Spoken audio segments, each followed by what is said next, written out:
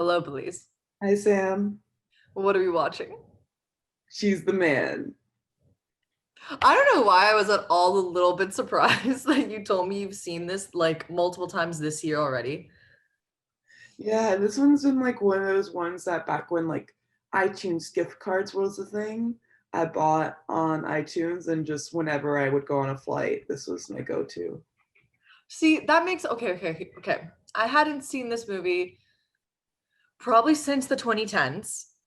But I remember it being hilarious. It is obviously very iconic. The lines, everyone can quote this fucking movie. You know what I mean? Like to the T. Like, but it really wasn't until I watched it again last night that I'm like, okay, I totally understand why. This is a perfect movie. I agree with you. There's just a lot of really, really well done scenes where it's just either the actual dialogue is iconic and people quote it, or I think they just have a lot of really good music moments throughout as well, whether it's like montages or just really great music choices and the right camera work with it, that it just it's very memorable.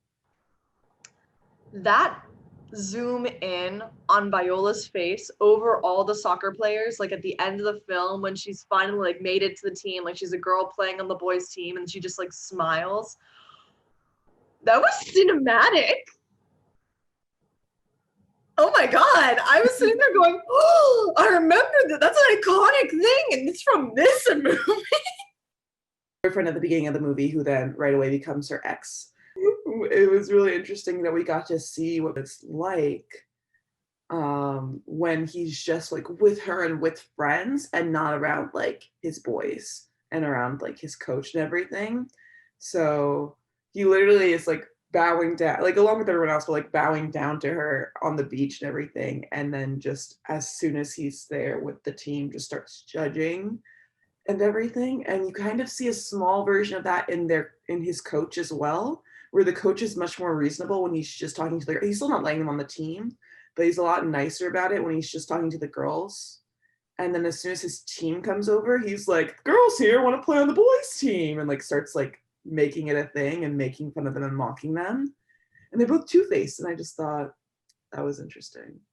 Can we go with that really quick? That concept of being two-faced. Something I realized when I was watching the film last night. So this movie, when I was watching it, the whole time I could think to myself was like, would this be PC friendly in 2020? Would this have come out in 2020? And I was thinking to myself, yes. And I'll explain why. Every single character in the film and the way they perform and the way that the Sebastian and Viola dynamic works is pointing out the flaw in masculinity and femininity. You can be a girl and be masculine and have boy traits, and you can be a guy and have like very delicate feminine traits, and that does not take away from your gender or sexuality. It just makes you you. And the fact that Olivia falls in love with Sebastian, that's a whole other thing. While it's Viola, means that like, oh wow, like girls are attracted to feminine things. Girls are attracted to people who can listen to them. Monique are the two people in the whole film that are their gender stereotype throughout the entire film. He's like the toxic masculine man who, like, exactly what you said, like groupthink with the guys will just get so fucking disgusting. I'll end it with toxic masculinity. And then Monique is toxic femininity. You know, constant bickering, constant competition, needs to be loved by Sebastian, even though they have nothing in common. Like, that's her whole thing throughout the whole film. She's gorgeous. She's like a little debutante, but she needs to be loved by this man. And they do not change, they do not waver, but every other character has a little bit of both. Every other character cannot be put into a single box. They're all enigmas in themselves, and that is people, that is society.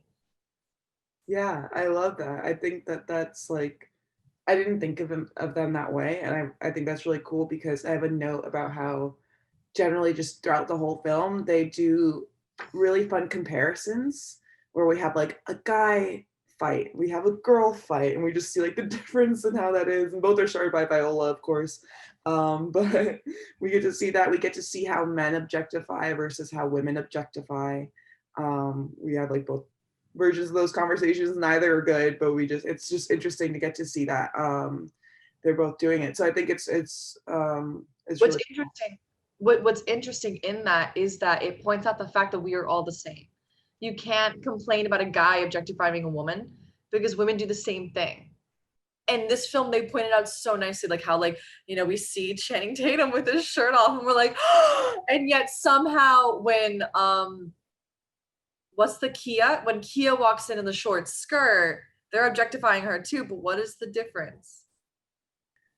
I had this like thought early on. I was like, they really make Channing Tatum, like it's never like said, but Channing Tatum's character Duke Orsino, they really make him not like other boys. Like he's really not like any of the other guys. Even his own friends still like objectify women and like talk about them in different ways than he does. He's not able to flirt or carry a conversation. He's just this very sensitive guy that has like a hard time, but like has like a still has crushes on girls and stuff like that. I thought that was really interesting that they just make him like the perfect guy in a sense. That scene where he's talking with Sebastian in their dorm room, and Sebastian's like, which one do you want to see naked? And he's like, why do you always talk about women in such vulgar terms? We just see Viola just sitting there going, because we're all doing the same thing. And in that moment, you said at the beginning of this video, I have to highlight it here. This is such a chick flick because you can tell that the target demographic in this is like teenage girls for sure. Because everything coming out of Duke Orsino's mouth is like, you know what I mean? So when is Duke cool and when is he not? Like, is he changing his behavior? Is he not? And that was one of the times where it was really cool that he, even though they're in private and he's with another guy, he still calls him out and calls him forward. He's like, why do you talk about them in graphic terms? But I'm going to get to it later because it's later on in the movie, but there are times where he does not do anything or he does the opposite and tries to hide his behavior. So it's really interesting. I want to go with what you said because I had never thought about it until this very moment. I don't think he changes his behavior when he's around other guys. I think he tries to fit in. So funny. Duke is the team captain, but he's not like one of the guys 24/7. Like he and his group of boys are like super awkward and you can tell they're like on the fringe of like the society of soccer players. Like they might be the best soccer players, but like none of them know what to do with women. None of them like, so whenever they see like Sebastian with the moves and he's doing it in such a grotesque male way, they're like automatically impressed. They're like, how the fuck does he do this? Like, how is this happening? Like this guy, you know what I mean? I feel like they're almost like a little embarrassed by the fact that they're not 100% like masculine, manly men. And then the more he hangs out with Sebastian, who's obviously Viola, he realizes he can just be himself around this person and just like doesn't have to pretend to be anything other than himself. Like he'll put a tampon in his nose and it's like, you're the only other guy here that gets the fact that not every guy has to be like, ugh, you know what I mean? Right. That's a very good point. Yeah, it's definitely him trying to fit in more so than trying to like seem like he's the one in charge or stuff like that. Yeah. And the only time he's ever like in charge is like when he's defending Viola. Yeah, exactly. I really love her nightmare. I think her nightmare where she's running through them in the dress is just such a great way to symbolize everything that she's dealing with. Mm-hmm. I thought that was really fun, and I just wanted to particularly call out that scene. But I don't really have much to say about it. I figured you would. I don't know why. I was like, I know this is gonna be a moment because like it just was so random. It was so good though. All of it was very good. May I make one note of my own as we're going down your list? I looked up. Do you know anything about the Twelfth Night? Have you ever read the Twelfth Night by Shakespeare? I have not read it for like years, so I don't remember it very well. Myself included. That was also never really one of my like faves of his work when I was in high school. But I researched it last night because I was thinking to myself, January is our month of Shakespeare adaptations. I would love to know what stayed and what went because in 10 Things I Hate About You, they did such an incredible job of incorporating like the original text and stuff like that into the film that I was like, okay, what are they doing here? And I did some research. May I please like break down the differences of what they kept, what they didn't? So in the 12th Night, Viola is washed up onto shore and she thinks that her brother Sebastian passed away. And so she can't get work as a woman, so she takes on the role of a man. Cesare, I think is his name, or Cesario. That's the name of the restaurant in this movie, Cesario's. And so then she takes up a job with the Duke Orsino, and that's why it's Duke Orsino. And he is smitten shamelessly in love with this girl, Olivia, whose husband has just died. And in this movie, her boyfriend went to college and dumped her. And so she will no longer take suitors and she will no longer talk to any man. But for some reason, she'll talk with Cesario, who is Viola. And so that's how the love triangle happens. And then like they're all living in this giant manor together with the Malcolm character that's named something else. It's just a lot more Shakespearean. So I understand why they changed it. But one thing that I thought was so cool was, you know how Malvolio is the spider? That is Malcolm's best friend in the 12th Night.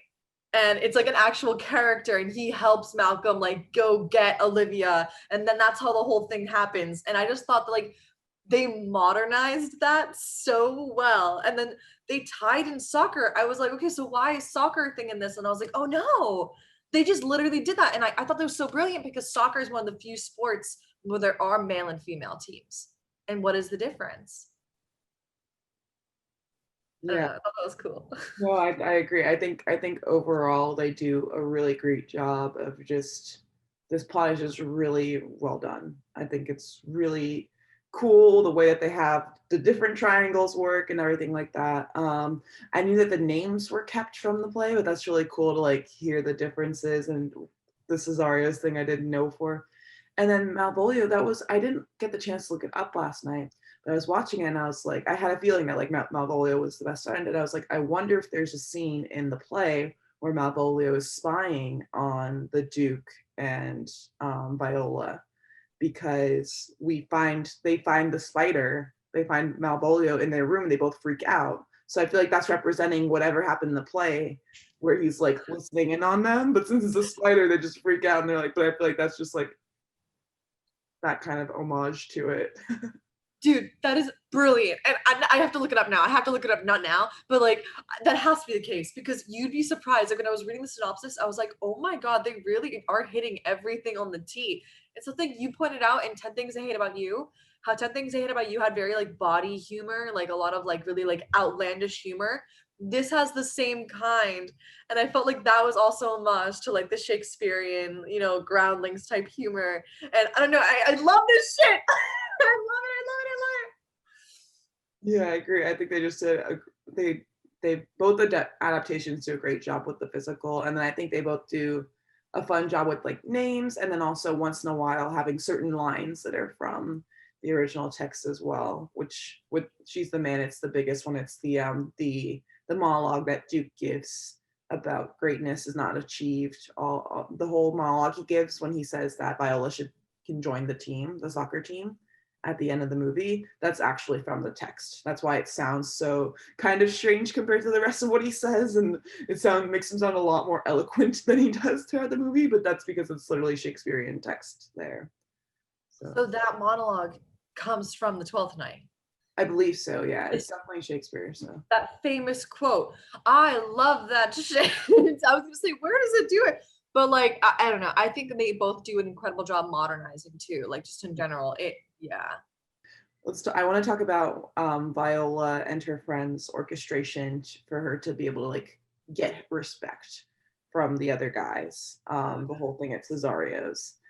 So they have like her two friends come in, and she's had like a history with one, and the other one just talking about how he was the top dog, but it doesn't like truly click until Monique comes in, and then they have their whole thing, and then he like publicly breaks up with her and calls her ugly in front of everyone. And that's when everyone's like, yeah, make room for the man, like sit down, everything like that. And yeah, so I thought it was really interesting. It's like that's what gets him the final push of respect, is actually not only breaking up with a woman, but like, yeah, just like really disrespecting her in front of everyone. Publicly humiliating her. And I think the reason why I gave him respect in the eyes of men is because she's so fucking hot. And she's such a bitch about it. You know, like she makes it very clear, like, I'm too good for you to all of Duke and his friends. Like, wait a minute. Like, no, girls with asses like mine don't talk to guys with faces like yours. Iconic line. And then here comes Sebastian Hastings, who's like, and when I see you for what you truly are, it is, which is ugly. And everyone's like, yeah. What? When my eyes are closed, I see you for what you truly are, which is ugly. We're done. Like, And everyone's like, yes! Because it's the idea of like that women can't tell men that they're too good for them. Men have to be the dominant one in the relationship. Men choose you, you don't choose us. yeah. Yeah, exactly. So I think they do a great job, but it's still interesting to see like when different gender roles come into play in those ways as well. I will say that is the most iconic scene for me because her friends. So okay, let's flip it too. Like I just said like a negative thing about like how men like want dominance over women. Feminine, female, sexual prowess, our power in that scene when Kia rolls out. Whoever directed this movie, oh my god, when Kia struts out and then it's hey sexy lady playing and you see like the short skirt, her hips and like the dimple of her back and she's just like boom boom boom, boom. I was like what is happening and then I realized oh these girls are hot. Like I always thought about that from the very beginning. I'm like wow these girls are gorgeous, but in that scene I was like oh my god. And then you have the complete polar opposite, which is like the other friend who's gorgeous in a totally different manner, gorgeous, walking through like the beads, like Sebastian and like the legs. I was just like, oh my god, this is incredible because the girls are aware that they're being objectified. They're giving you the opportunity to look at them in this manner, so they're not really being objectified. You know what I'm trying to say? In my opinion, like they're like owning their sexuality, they're owning their independence, and being like, yeah, we're gorgeous, we're hot, you know, it's all you really fucking care about, and we're only gonna get with him. None of you. Him. And everyone's like, him. I thought it was interesting that we have a really creepy female character and a really creepy male character, being Eunice and Malcolm. Um, both different versions of creepy, but they both have their moments of where they're like watching the person they like, or they're just like coming on too strong or just doing something strange. Obviously, Malcolm is a lot creepier than Eunice. Because he actually has like a pillow of her and everything. But yeah. But you just be like 275, 2006. Or I'm so there, it's insane. Eunice had so many good one-liners. Malcolm's is just a much kind of deeper stalking. With having a pillow over her face and everything, it gets a lot really fast. Well, yeah. Malcolm is very much to me like, let's bring back the thing that you and I always talk about with like the nice guy. Malcolm is, I guess, quintessentially in this play, the nice guy friend, you know what I mean? Who's just entitled of Olivia. And that's why he like gets so possessive of her. It's like, how dare you choose a jock over me? You know, I only love you. I only want to be with you. Jocks, look what they do. They grab the like, ugh, you know what I mean? And then like Eunice, to me, it is a perfect equivalent for Malcolm because what are women if we are not pretty? What do we have if we aren't sexy or socially acceptable in the way that we appear? Eunice is really nice. She's just a little awkward, just like everyone else in the film was awkward, but because she's not societally pretty, I just won't get over the fact that like when she finally gets a boyfriend at the end of the film, he says to her, Eunice, his exact words are like, and I'm not ashamed of it. Why is that shameful? She's not mean to anyone. And the whole time I was watching it, I was like, this is literally, if you were alive before the 1990s and you were a woman who was not like societally acceptably pretty, what the fuck did you do? Right. Yeah, no, I think that's really true. Yeah, that's and I going back to the Patrick thing, he really does seem like the toxic nice guy. Um, Going along with it, because you pointed out Eunice's quote, I feel like my favorite one for Malcolm is like he's like, I write songs too. And then he goes, I see you through your window while I'm standing on a tree outside. You know how women always say we hate toxic masculinity, but then we'll read books about men who like kill people and like, you know, like torture people. And we're like, oh my God. Here's the thing. Here's the difference. Here's the difference. Toxic masculinity means you have to have power over women in order to assert yourself as like a dominant, protective man. Just being a man allows you to see women as strong and powerful too.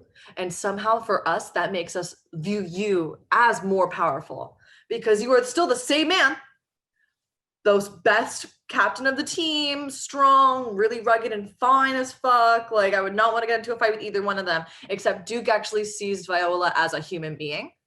She's still a badass who can play soccer better than anyone. But that doesn't take away from my masculinity and how I view myself as a man. And that is what's fucking hot. And that is why Olivia falls for Sebastian. I think it's so sick, and I want to hear your perception. I think it's so incredibly intelligent that Olivia is falling for Sebastian, but for all the things that are actually Sebastian. So like the lyrics, the music, that he's sensitive, because Sebastian is really sensitive. You know, like Sebastian, when Sebastian shows up again, I thought it was really cool how his mannerisms actually are really similar to Amanda Bynes. When he was like, "We're done," to Monique. You know what I mean? Like that's exactly how Amanda Bynes did it. Like they really did a good job casting this film. It was insane.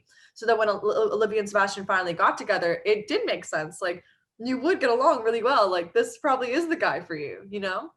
Yeah, I agree. I think that they did that really well. Yeah, I thought it was really fun time where he's like, this girl just knew my lyrics and kissed me and like whispered them in my ear and right away. And he's not like, he's just like, wow, I'm in love kind of thing, and not like, what, how, that's a little creepy kind of thing. I thought it was great.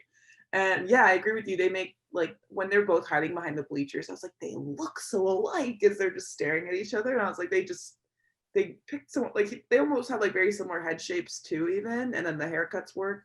But yeah, that was a good point that she really does like sound like him.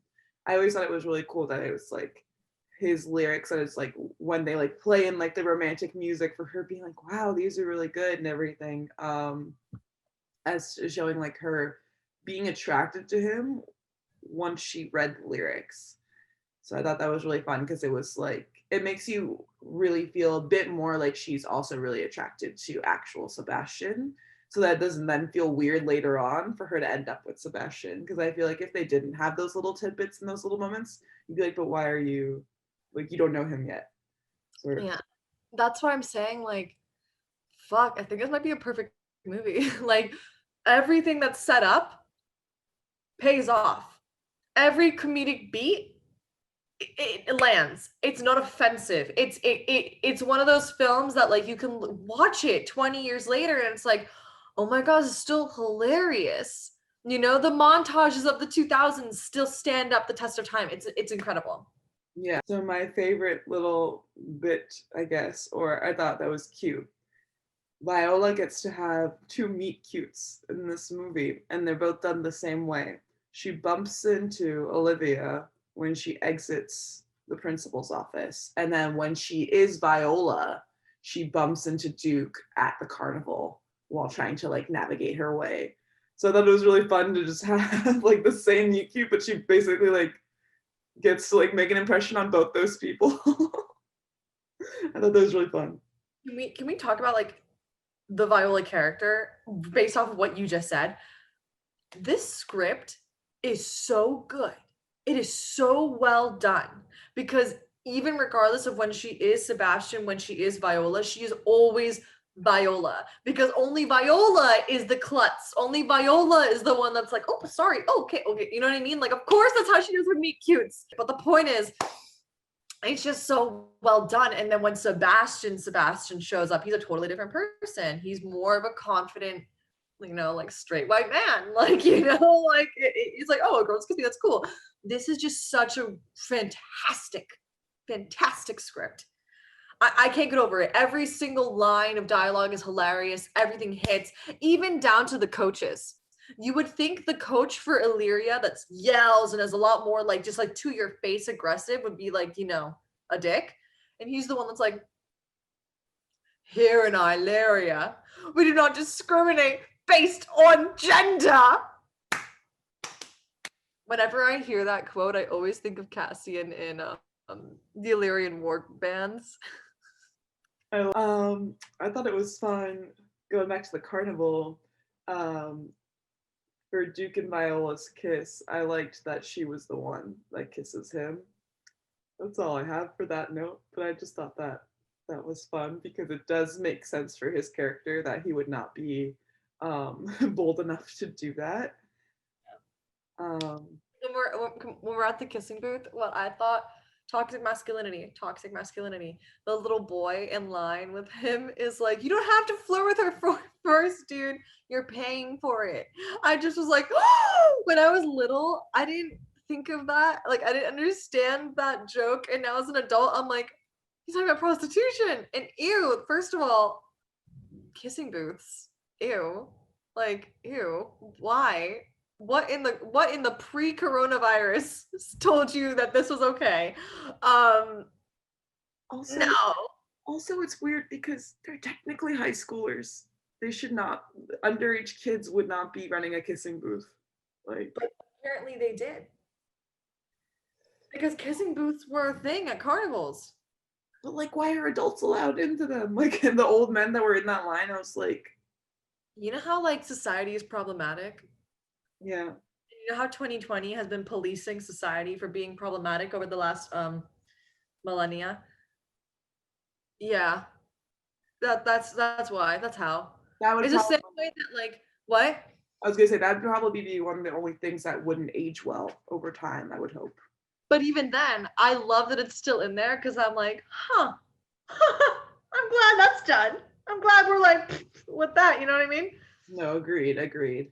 Concept of being ladylike. Yeah. I just love that it's a term that comes up throughout because it really is something that I feel like comes up just as a woman growing up, which we already know because we have experienced it. But I love that, and I loved seeing the difference in Olivia being ladylike and Viola being ladylike, especially specifically at the that lunch reception thing that was happening.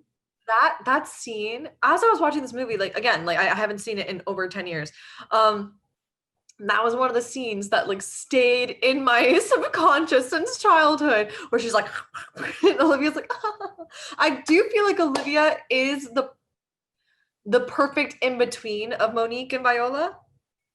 You know what I mean? Like, she is ladylike, but she's just chill about it. Whereas Monique makes it a competition with the other girls, and Viola I loved her dress, first of all. But I felt so bad for her. I was like, why can't we just let her live? She's so hot and so pretty and so funny and talented and a great soccer player. Just let the bitch live.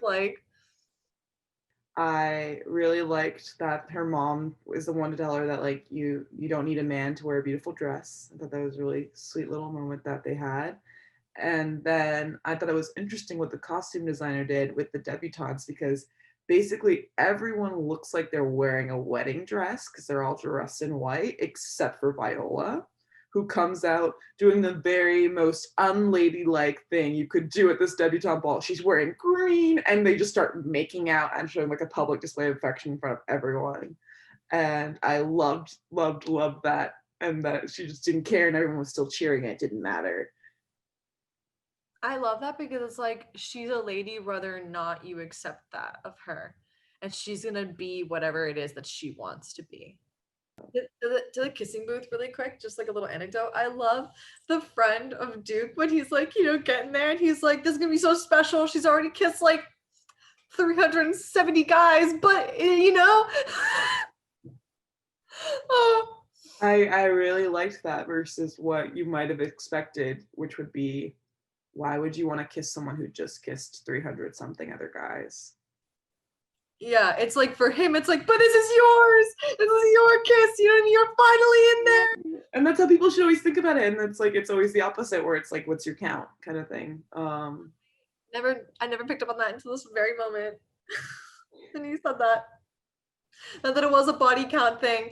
Oh my god, yeah, that was a body count thing. Um, I wouldn't have done a single thing differently. I do think this movie nailed exactly what it's trying to achieve perfectly. Yeah, I think it does a really great job. I don't know, nothing specifically comes to my mind as like doing stuff differently. I just feel like there's certain scenes that I would have just like changed up slightly now or just like made a bit more edgy.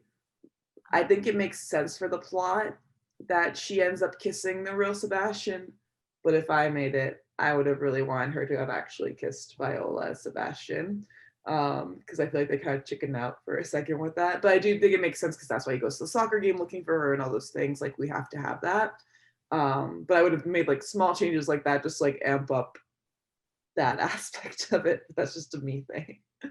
But otherwise, like I don't think I'd actually want to remake this. I think it's great the way it is. Okay, okay. What would you rate this film? I think like 9.5. Like I think it's up high. Yeah, I don't think it would be fair for me to give it a lower score just because I've seen it often. You know what I mean? So I feel the same way. I would not give it less than a 9.59, because nothing is a 10. Um, but for what it is trying to do, I think it achieved everything. There's nothing I lack from this film. It made me laugh. I was totally engaged. I would rewatch this multiple times. It is the perfect movie for a sleepover. It is the perfect, just like, hey, let's hang out at home and watch Choose the Man. Guys and girls can watch it.